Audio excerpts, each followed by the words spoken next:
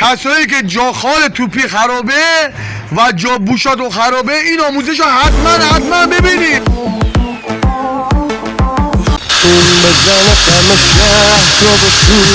اول کاری که باید انجام داد جا خال توپی رو سنگبرقی بزن و هم سطح بوربورینگ بشه.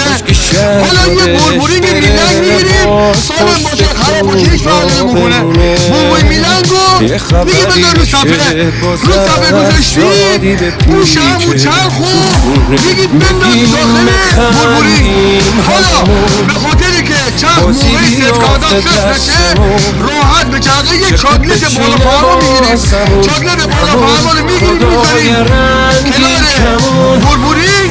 حالا با خیال راحت برو راحت و گازو بگیر نباشه بینمون اونایی که نیستن بیان چه جمعی میشه.